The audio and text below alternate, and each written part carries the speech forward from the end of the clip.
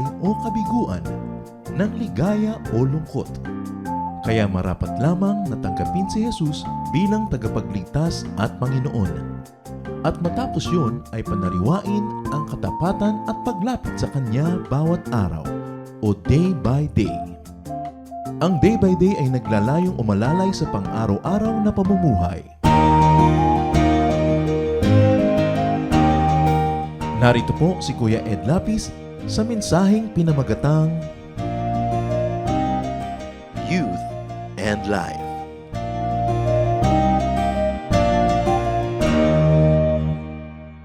Psalm 90, verse 12. Teach us to use wisely all the time we have. Turuan niyo po kaming magpakatalino sa paggugol ng panahon na ipinahihiram niyo sa amin. Youth and life. Dear Lord, we thank you for life. We thank you for every moment, every period, every season of life. Turuan niyo po kaming pahalagahan ng panahon at ngayon, imulat yung aming mata sa inyong magandang layunin sa bawat oras, bawat sandaling ipinahihiram niyo sa amin. Be our preacher, our speaker, our healer, our friend. We seek you, Father, in the name of Jesus, your Son, our Lord. Ecclesiastes 11:7-8. Nothing on earth is more beautiful than the morning sun.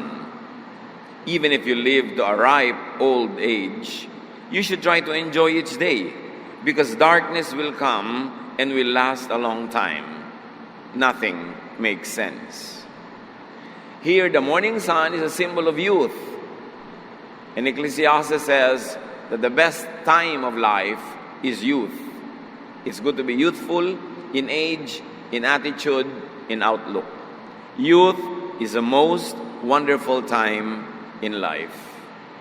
And youthfulness makes any time of life wonderful.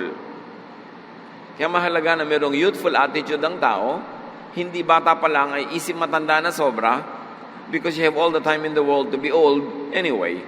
So take your time and be young when you are young, and you let the young people be young and be youthful. Because darkness, which really means death, will come. Ecclesiastes says, enjoy each day of life, of youth, of old age.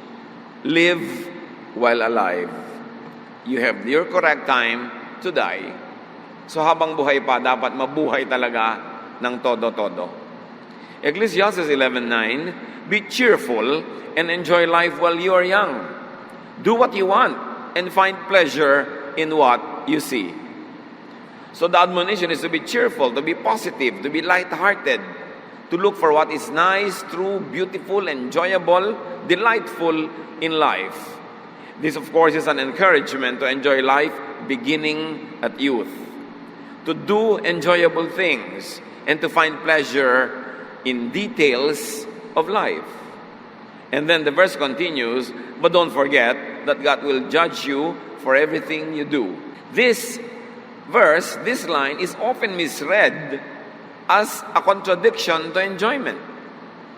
Para bang sinabing, be cheerful, enjoy life, magpakasaya ka, pero matakot ka sa Diyos, huhusgahan ng Diyos ang lahat ng iyong ginagawa. E di parang hindi rin sinabing mag-enjoy ka, kung talagang ibig sabihin nito ay matakot ka dahil huhusgahan ka.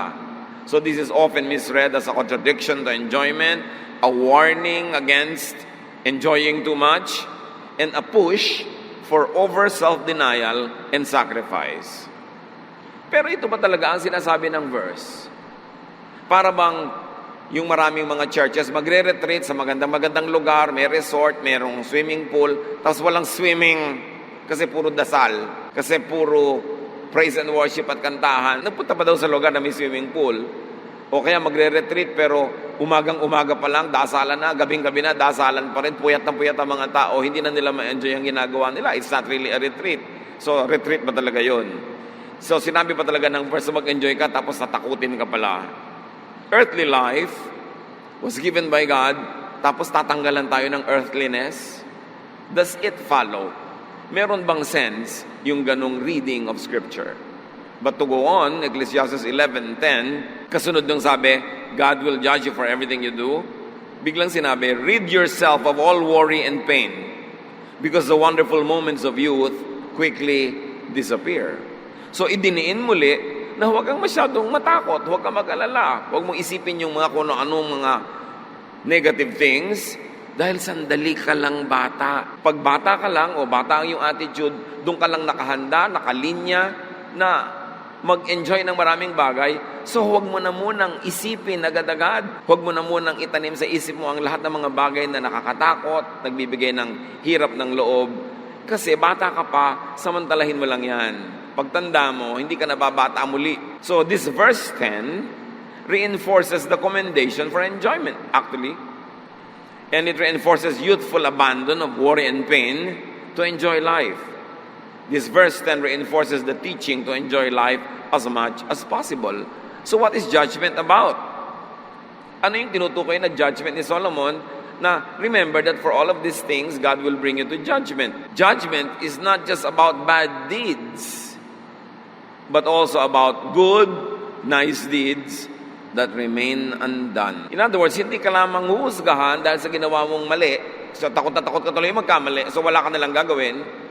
Pero husgahan ka rin sa mga bawat magaganda at mabubuting bagay na dapat ay ginawa mo, nalasap mo, na-enjoy mo, tapos hindi mo na-enjoy. Sinayang mo ang pagkakataon, sinayang mo ang kabutihan ng Diyos.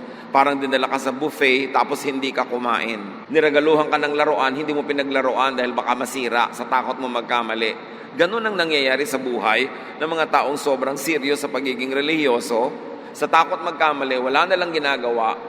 Isang malaking pagkakamali yung hindi mo gawin yung tama, yung masarap, yung maganda, dahil regalo yon ng Diyos. Dapat ang taong makalaya sa napakaraming tali na inilagay ng conservatism, ng religiosity, tuloy pumipigil sa atin sa paggawa ng masasarap at magagandang bagay dahil minasama na natin ang pag-enjoy. Parang kung maka-Diyos ka, bawal sumaya, bawal mag-enjoy. Ecclesiastes 12:14, God will judge everything we do, even what is done in secret, whether good or bad. So lahat yon. Hindi lamang ang pagtimbang sa atin ng Diyos, yung may ginawa ka bang mali, kundi may ginawa ka bang masarap, maganda, tama, na inilaan ko para sa'yo, nilikha kita para dyan, nilikha ko ang planeta para dyan, tapos hindi mo ginawa, edi sinayang mo ang gift of life. Solomon is not called the wisest man ever for nothing. Binigyan siya ng Diyos sa superior na karunungan, kaya marapat siyang dinggin. Sa katunayan, kung si Jesus ay nagturo ng kalayaan, ng paglasap at pag-enjoy ng buhay sa New Testament, itinuro ni Jesus, ang counterpart niya sa Old Testament is really Solomon.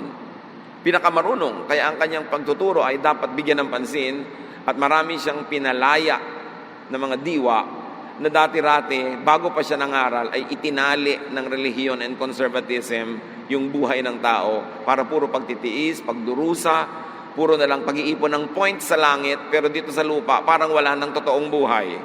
In denial na, wala nang inisip kundi kabilang buhay, samantalang nandito pa sa lupa. Kung gusto ba naman ng Diyos na sumukabilang buhay ka na, di lalagutin na niya ang iyong hininga. Pero habang hindi pa niya nilalagot, dito ka pa sa lupa, huwag mong kalimutang ikay espiritu at lupa magkasabay. At hindi dapat yun masamain. So the teaching says, enjoy your youth, your strength, your enthusiasm. Do not problematize youthfulness. Hindi problema ang pagiging bata. It's a gift. Enjoy being young. And how will enjoyment happen? By not being too wise, by not being too cautious, and not being too old in attitude. Kaya sabi niyang verse, kalimutan mo yung sobrang pag-iisip. Rid yourself of all worry and pain because the wonderful moments of youth quickly disappear. Huwag kang masyadong magpaka-mature kung hindi ka ma-mature. Darating din yun. Sandali ka lang maging bata. At huwag sobrang relihiyoso, sobrang conservative, sobrang extremist ang pagiging spiritual na parang hindi na nakatungtong sa lupa. Ecclesiastes 7:16, do not be over-righteous, neither be over-wise. Why destroy yourself? Can you imagine this wisdom in Scripture that we seldom encounter? Halos sa ikubli ng mga conservative sa mga mananampalataya yan. Sabi ni Solomon, huwag kang masyadong banal. Huwag kang masyadong matalino. Hindi ka mag-e-enjoy sa buhay. Sisirain mo ang iyong sarili. Pag extremist ka, perfectionist, legalistic, hindi ka mag-e-enjoy at walang mag-e-enjoy na kasama ka. Sasakalin mo lahat ng tao, pipigilin mo sila, sisikilin mo sila, nakabaligtaran ng intensyon ng Diyos na lumikha sa atin. So do not be extremely religious or spiritual. In fact, anything extreme is bad. Kahit extreme na kabaitan, extreme na kabutihan, mga extreme, wala nang balance. Ecclesiastes 7:18, whoever fears God will avoid all extremes. Hindi virtue, hindi katangian na maging extremely conservative. Ano ba yung conservative? Ano ba yung mahilig halimbawa sa classical music? Yung classical music ngayon, pop music yun 100 years ago. So kung conservative ka, ayaw mo nung modern, pero yung niyayakap mong conservative idea, nung isinilang yun nung unang panahon, modern din yun nun. Dapat yun naiisip ng tao. The teaching says, old age and physical weakness and death will surely come. Do what you want. Do what you can before you die. Siyempre may hangganan, hanggang ang ginagawa mo hindi nakakasama sa iba, hindi mo ninanakaw, hindi mo inaagaw, hindi nakakasira sa iyo at sa kapwa, do it. May listahan na ba kayo, katulad ng iba? Places to visit before I die, restaurants to visit before I die, food to eat before I die, skills to know and master before I die. Kasi, sabi ni Solomon, mamamatay kayong lahat, tayong lahat. Mahirap naman yung kung kailan ka naghihingalo at nag-aagaw buhay, doon ka pa nagsisisi kasi wala ka pang nagawa. Napaka-importante na ang buhay dito sa lupa is not all about just saving and collecting heavenly points in eternity. Hindi ka inilagay ng Diyos dito sa lupa para wala ka nalang isipin kundi langit. Kasi kung gusto niyang nasa langit ang utak mo, dadaling ka na niya doon. Nandito ka pa, kaya dapat nag-iisip ka pa rin ng pagiging makalupa at hindi mo dapat masamain ng pagiging lupa sapagkat ideya ng Diyos na ang lupang katawan na ito ay samahan ng kanyang espiritu at nabuo ang tao. At napakaiksi ng panahon, sandaling-sandali lang na ang espiritu ng Diyos at ang lupang katawan na ito ay magkasama habang buhay lang ang tao. Pag nalagot ng hininga, hihiwalay na yung espiritu, babalik sa Diyos, ang katawan ay babalik sa lupa. Doon ka na lang magpaka-espiritu, talagang pag-espiritu ka na. Pero habang may lupa pang component ang iyong pagkatao, do not deny that and enjoy that even. So it is about living in full, living a full, enjoyable, pleasurable, earthly life. Do not focus on worry and pain. They are concerns of old age. Kaya may mga taong bata pa ang edad pero laging iniisip, worry and pain. Nagmumukhang matanda na sila at tumatanda na nga. Pero may mga matatanda ang edad, pero youthful ang attitude, cheerful sa buhay, naghahanap lagi ng fun, ng happiness, ng enjoyment. So nade-delay ang itsura ng pagtanda nila at masigla pa sila sa buhay.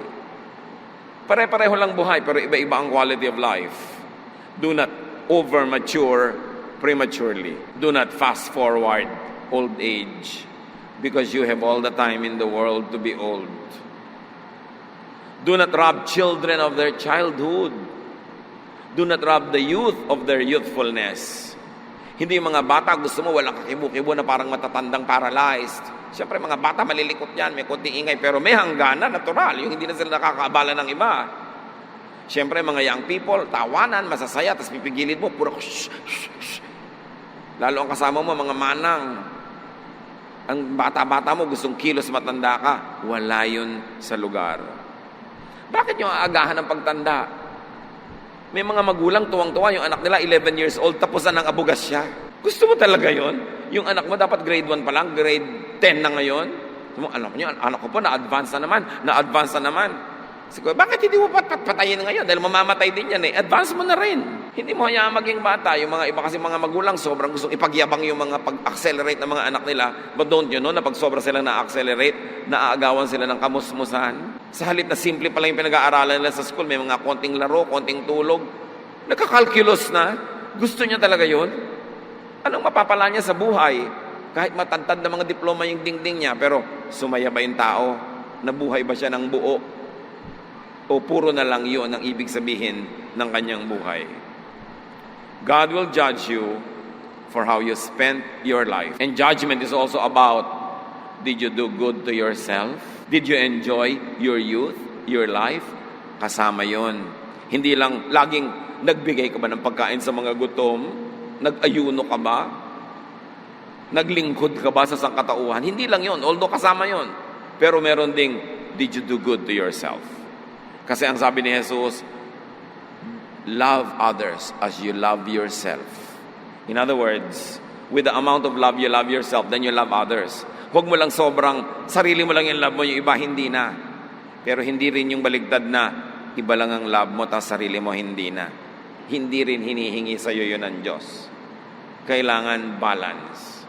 Ecclesiastes 8:15. So I think we should get as much out of life as we possibly can. There is nothing better than to enjoy our food and drink and to have a good time. Then we can make it through this troublesome life that God has given us here on earth. Nakita niyo ang main doctrine nitong si Solomon, the wisest man ever? You've got to enjoy life. Get the most out of life. Pigain mo ang lahat ng mapipiga mong ligaya para maximum ang iyong kasiyahan. Yun ang kalooban ng Diyos na lumikha. Hindi tayo nilikha ng Diyos para gutumin, para parusahan, para pagtiisin at pagdusahin, na siyang misrepresentation ng ginagawa ng maraming conservative people. They paint a wrong picture of God. They make a wrong image of God. A God who is unloving, unkind, unaccepting. A God who is always angry, and a God that has always have to be appeased. But that is not the picture of God that Jesus paints. That is not the picture of God that Solomon paints. Sabi niya, we should get as much out of life as we possibly can. And this is godliness. This is wise accountability. Mananagot ka rin pag hindi mo pinasaya ang buhay mo. Kasi God wants you happy. Ecclesiastes 12:1. Keep your Creator in mind while you are young. In years to come, you will be burdened down with troubles and say, I don't enjoy life anymore. Again, may negative reading na naman ng marami dito, yung keep your Creator in mind while you are young. Ibig sabihin, oy, habang bata ka, ha? Huwag mo kakalimutan ng Diyos, galit ang Diyos, pagkagalitin ng Diyos, paparusahan ka niya, magpakatino ka, huwag ka magkakamali. That is not what the verse is saying. Keep your Creator in mind. Creator means designer. God designed you. So while you are young, look at yourself and say, how did God design me? And to be faithful to God, to be obedient to God, I should act and move according to the design. So ang mga young people, dinesign mga children, playful. To be faithful to God, they have to be playing, they have to be allowed to play. Mga young people, kung ano man yung character ng young people, na natural, yung likas sa kanila, ang ibig sabihin ng obedience to God is to follow the design. Do not contradict it. Mga young people ang hilig-hilig matulog. Hayaang matulog.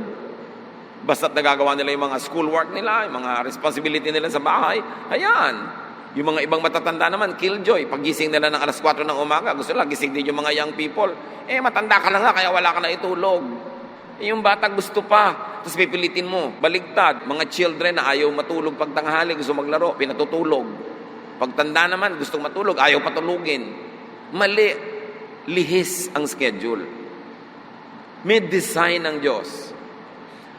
Yung obedience to God, hindi lang ibig sabihin obedience to church rules. Hindi lang obedience to religious dogma and policy. Ang obedience to God, Creator, is by moving, living, acting according to how God designed you. So if God designed you as an artist, obvious yun, ang obedience to God, be an artist. Ang design sa iyo ng Diyos is maging administrator ka, mabusisi ka sa mga detalye, then be an administrator. Yun ang supreme obedience to God. Hindi yung gano'ng kahaba ang buhok mo dahil nasa choir ka, gano'ng kahaba ang palda mo, ilang lupi dapat ang kwelyo mo dahil yun ang religious costume.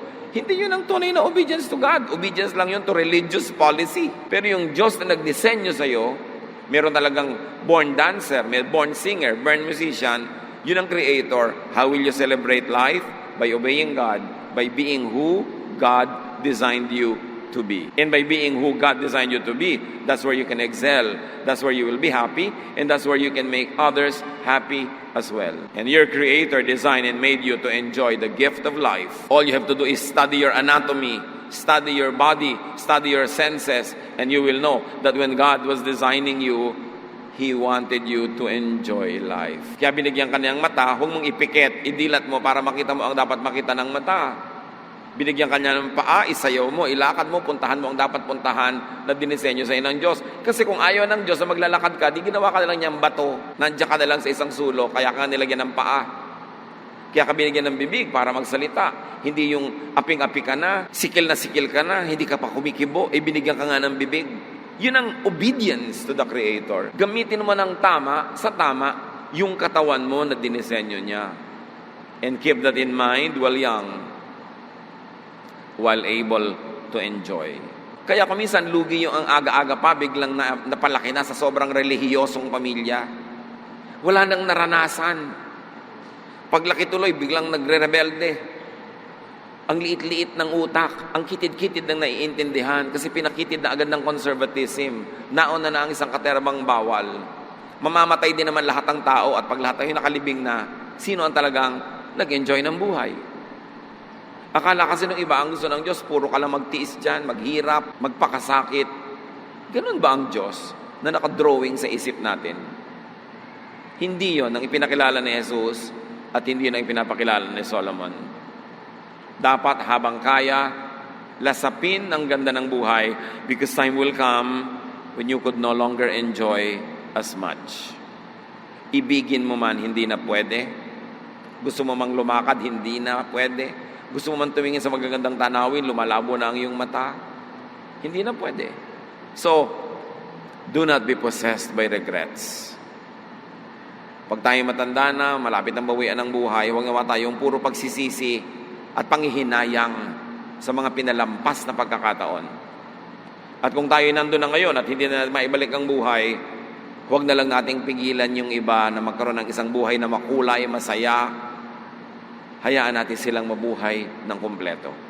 Ecclesiastes 12:2-7. Someday the light of the sun and the moon and the stars will all seem dim to you. Rain clouds will remain over your head. Your body will grow feeble. Your teeth will decay.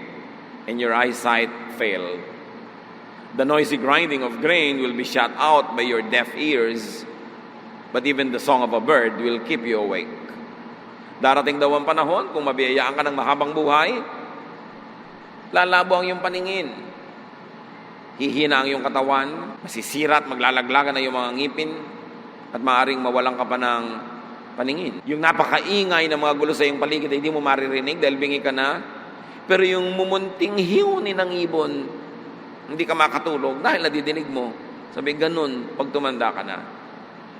You will be afraid to climb up a hill or walk down a road. Your hair will turn as white as almond blossoms. You will feel lifeless and drag along like an old grasshopper. Hindi ito negative, hindi ito nakakalungkot at hindi ka dapat magpalungkot. Sinasabi ang totoo, dapat paghandaan. At kung dumating na, wala ka dapat sukat pagsisihan. Hihina ka, matatakot kang umakyat, matatakot kang bumaba. Puputi ang iyong buhok. Tapos ngayon, yung mga young people, wala kang ginawa kundi kontrolin ang buhok nila. Anong gagawin nila sa buhok nila? Kukulayan ba nila o hindi? Pinapakailaman simbahan, pati kulay ng buhok. Darating ang panahon, magiging puti na yan lahat. Kahit ano pang gawin mo, wala na rin masyadong saysay. At para ka daw isang matandang tipaklong na nanghihina na kinakagat na ng mga langgam, gumagapang, at tapos lang yung buhay. These are signs of old age, approaching the end of earthly life. And it should not make us feel bad about death. It should only prepare us to that inevitable reality. Huwag mag-aksaya ng sandali. Huwag killjoy ang mga bata, ang mga kabataan, ang mga middle age. Let them be who they are at that moment of their life. Earthly life ends.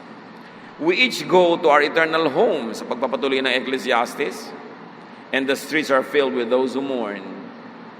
Paglalamayan ka rin, ibuburol ka rin, ililibing. Kung marami kang pinakisamahan, marami makikipaglibing sa'yo.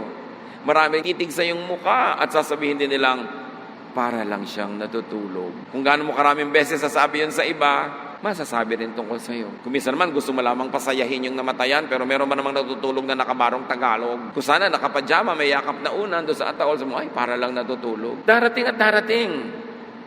The silver cord snaps, the golden bowl breaks, the water pitcher is smashed, and the pulley at the well is shattered. All pictures of death. And so, our bodies will return to the earth, and the life-giving breath returns to God. Yun ang konsolasyon mo. You return to God. Huwag kang sumama dun sa body na pupunta sa earth, kakainin ng mga bulate, ng mga mikrobyo, matutunaw. Kasi pag isinama mo dun ang emosyon mo, malulungkot ka sa kamatayan. Doon ka sumama sa espiritu, nababalik sa Diyos. Iwan mo yung katawan sa lupa. Kaya tayo nalulungkot pag may inililibing. Ang iniisip natin, ang inililibing yung tao, yung katawan lang niya yun, yung espiritu, bumalik sa Diyos. So, ang ipagluksa mo yung katawan, pero espiritu, ipagbunyi mo na bumalik sa Diyos. So, lalo ko ikay minararamdaman na, malabo na yung mata, kung ano na nangyayari sa internal organ mo, may pain, mayroong mga sakit.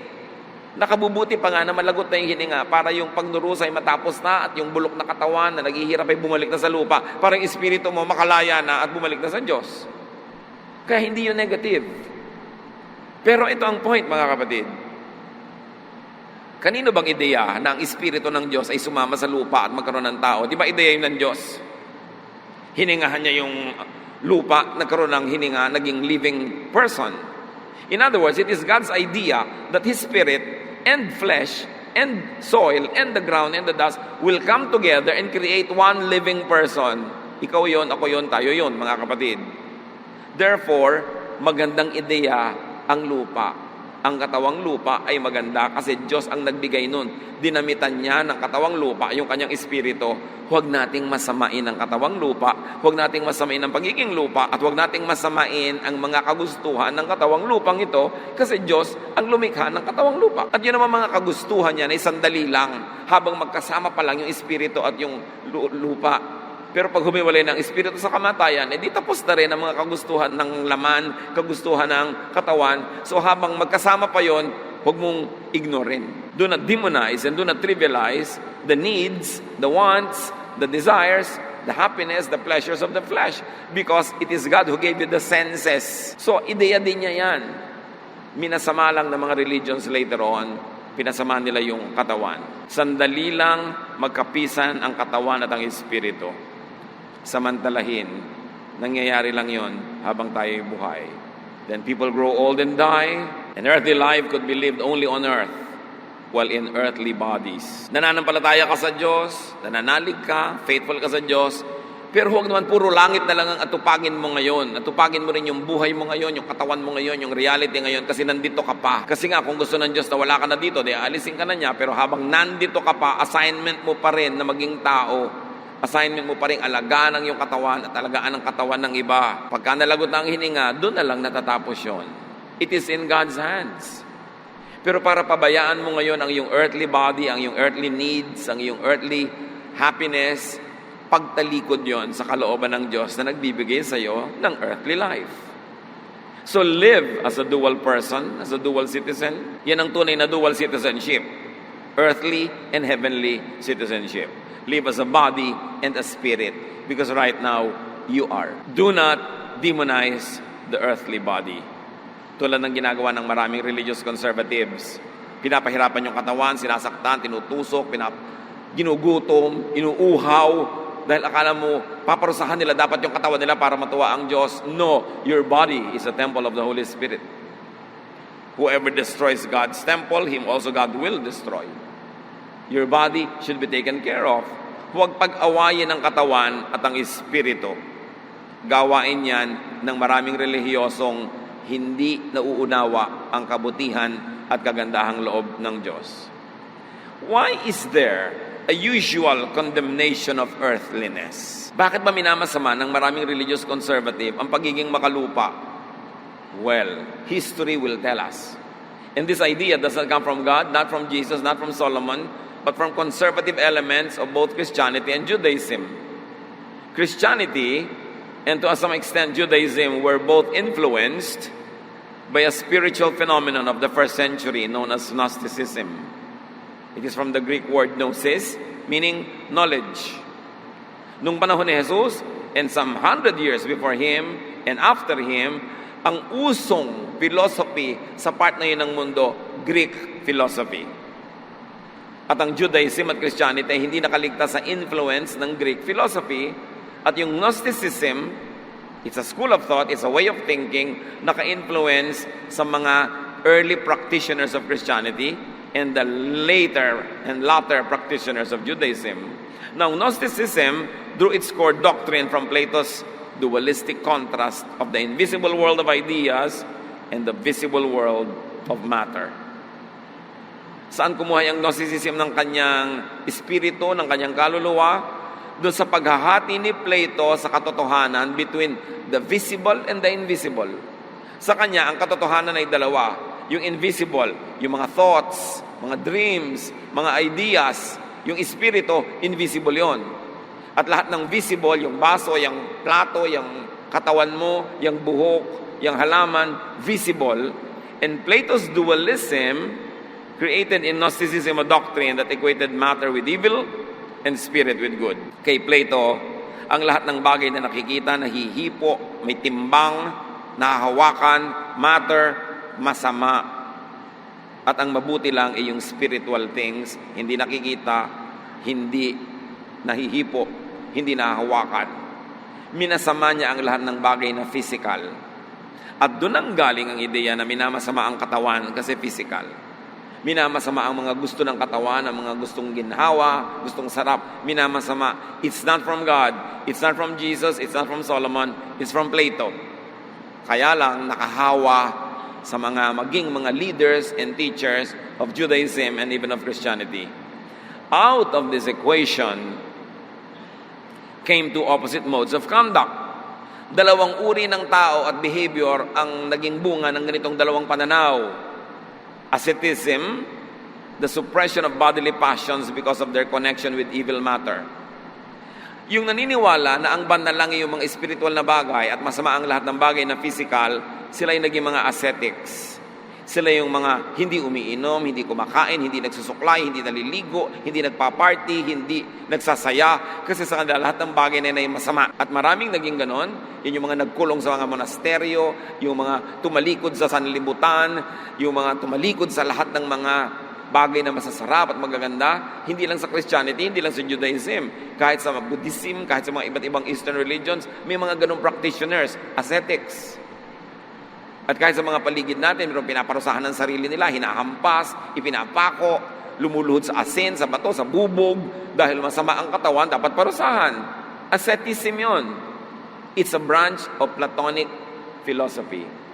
And extreme naman yung kabilang grupo na ayaw ng asceticism, sila yung nag-embrace the libertinism or sensualism, the indulgence of bodily passions.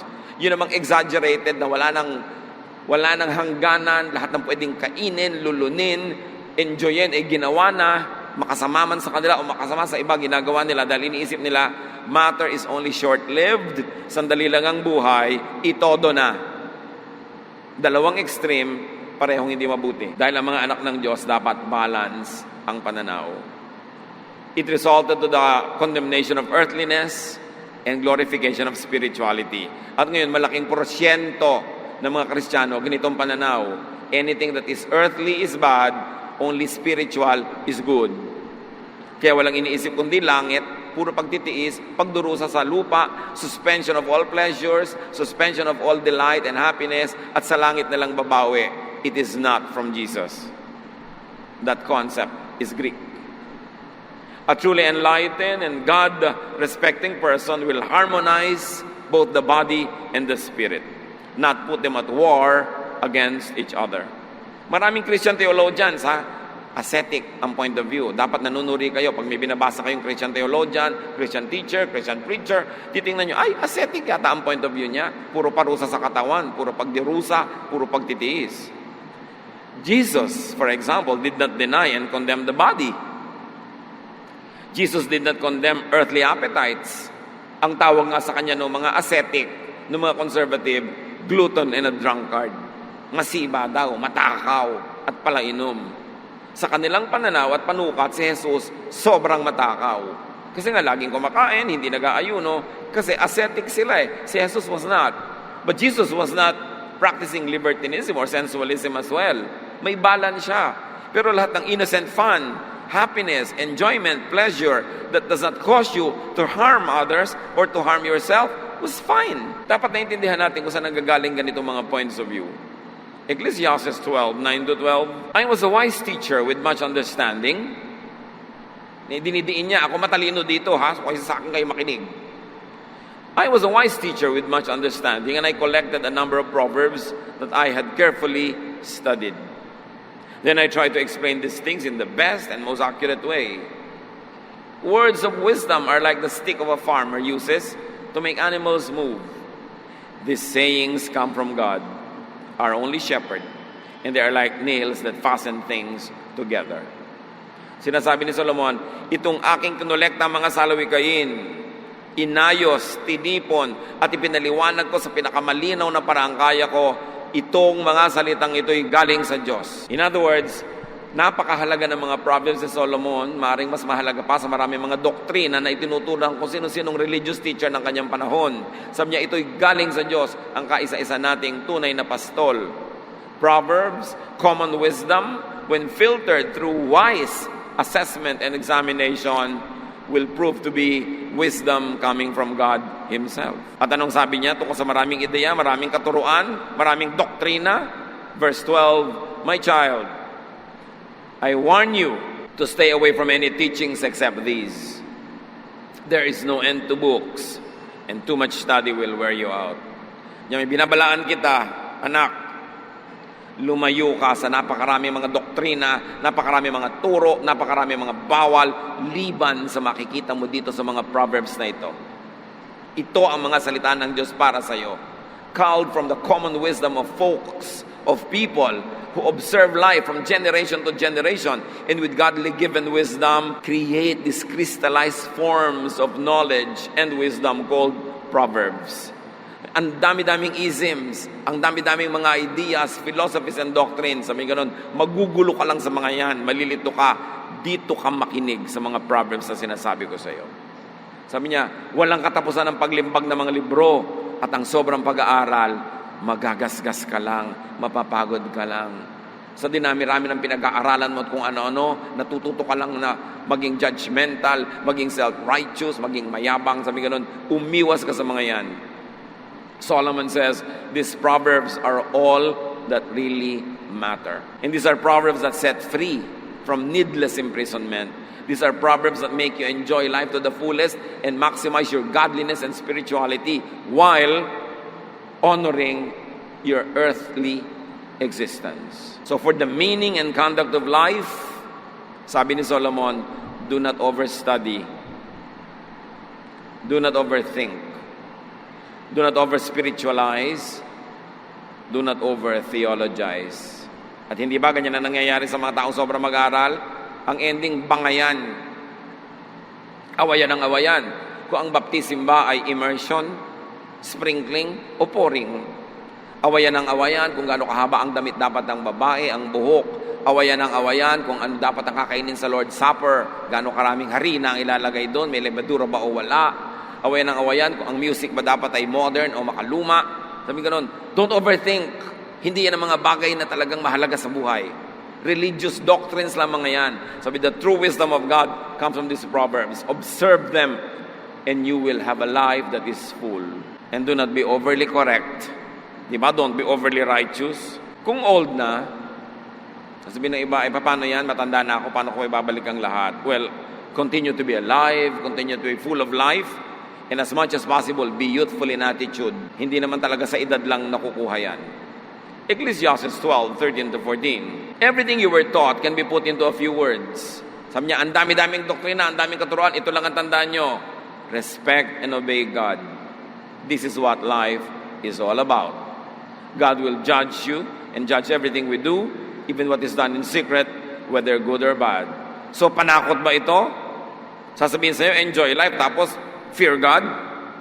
Ang sinasabi niya, real respect for God is this: to do good and not to do bad, both of them. To think of heaven and to think of earth. To gather for yourselves treasures in heaven, but don't be poor here on earth. To also be rich, full of life, here on earth. Here and there, both could be heaven to you. Kaya ang tao, pagka hindi makalaya ang kanyang isip, na-o-oppress siya lagi ng guilt, na-o-oppress siya lagi ng mga feeling of imperfection, feeling na of inadequacy, meron kang hell na bit sa buhay mo wherever you go. Kasi mabigat dalhin yan. So hell or heaven, while they are there in eternity, can also be in your life right now, depending on your attitude. Kaya dapat talaga magbago ng pag-iisip, makalaya sa mga maraming tali na inilagay ng maraming tradisyon. Respect and obey the designer of life, who is God. Respect and obey the design of life for enjoyment of God's graciousness.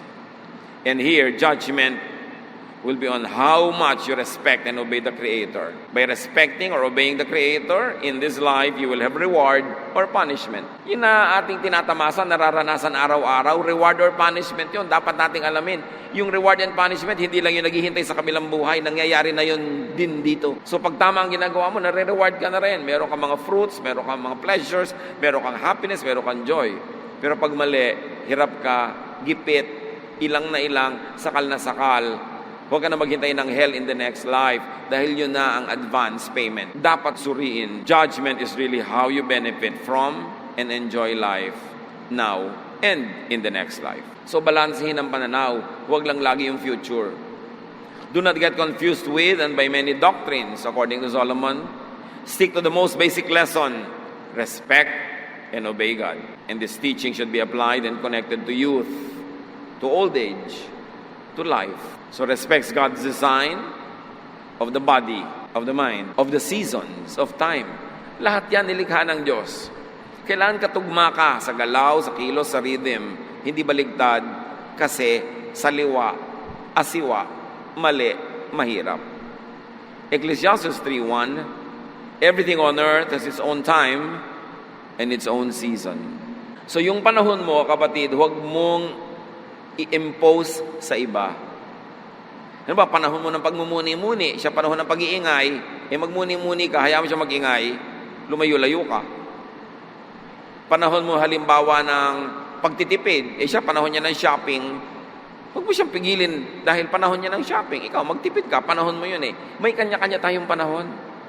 May panahon ng lungkot, malungkot ka. Matatapos din yan.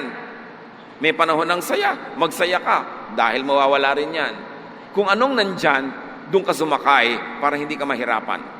Huwag kang lumangoy ng laban sa agos. Umaagos ang buhay and God is the author and the creator of life. It is also human to go through all types of feelings and emotions at times. May panahon na nai-inlove ang tao. Siyempre, pag nai-inlove, hindi masyadong wise. Meron naman na panahon ang wise-wise mo. Ibig sabihin, wala kang love nun.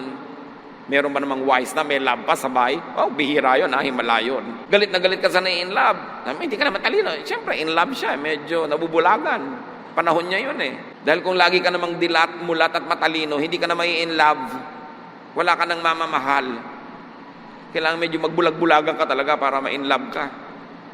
May panahon ng katalinuhan, may panahon din ng kakulangan nun. Lahat yan kasama sa totoong buhay. Do not deny, bypass, and demonize, and do not even idealize time.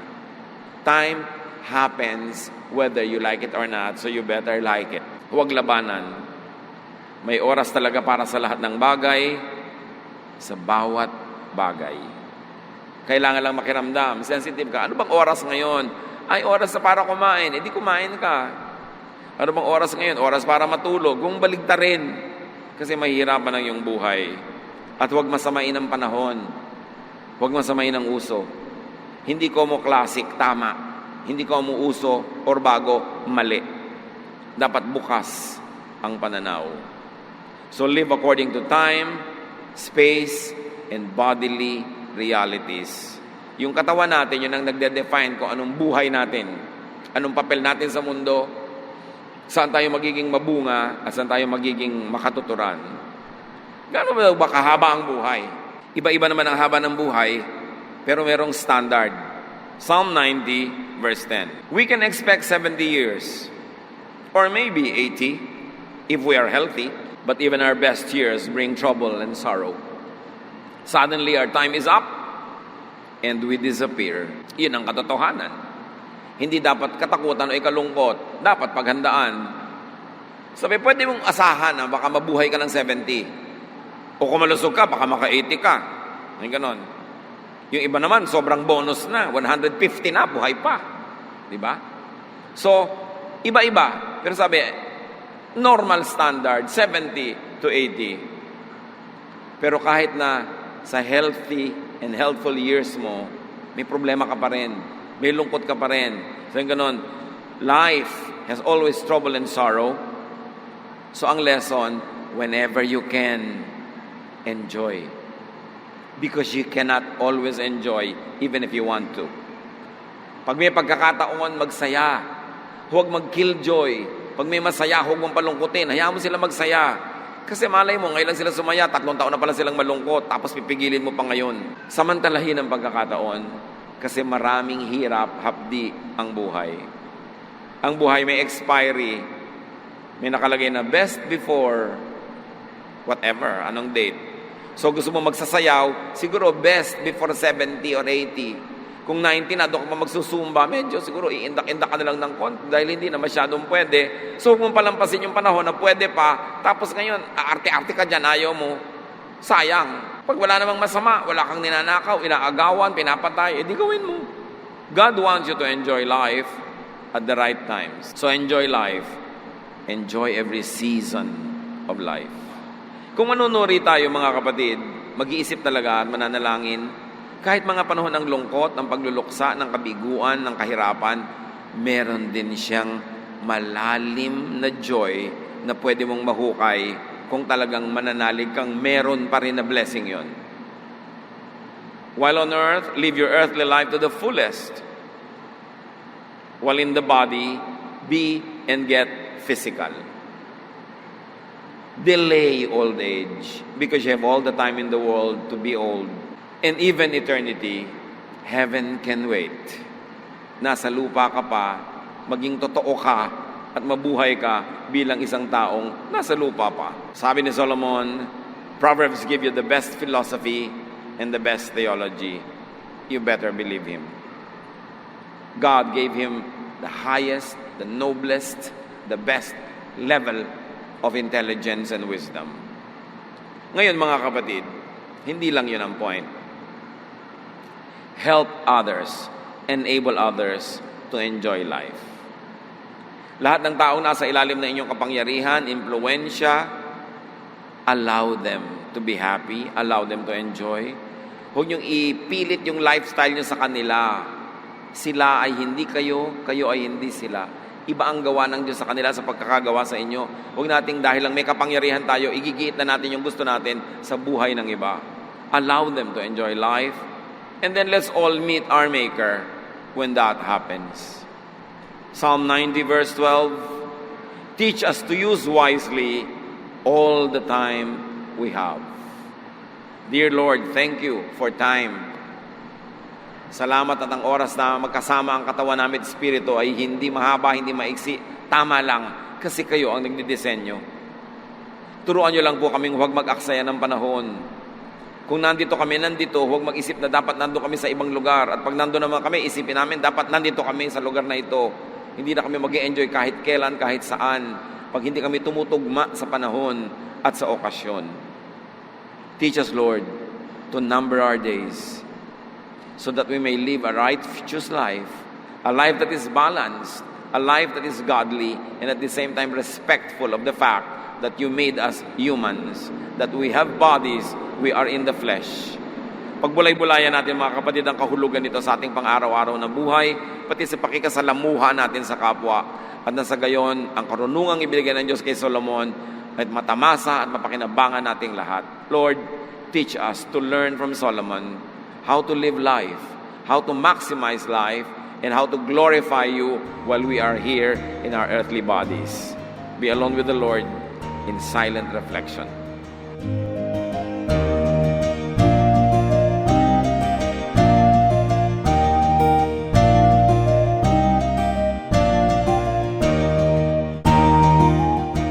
Ang katatapos pong mensahe ni Kuya Ed Lapis ay pinamagatang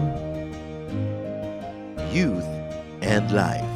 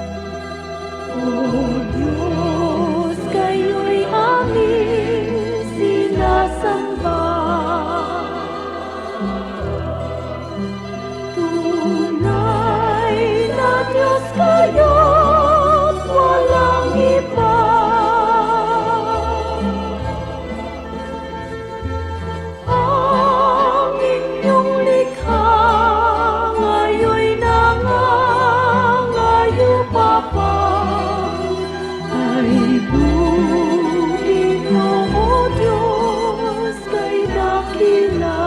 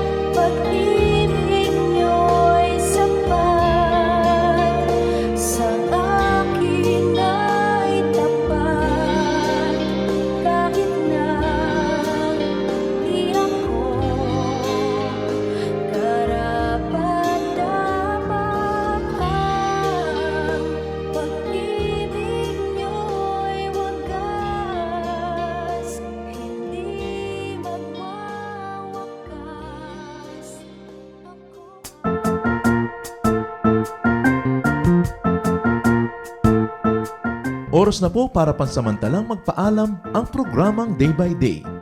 Tayo po'y magsama-sama tuwing ika-6 hanggang ika-7 ng umaga, araw-araw. Magandang umaga po at mabuhay ang Panginoong Hesus!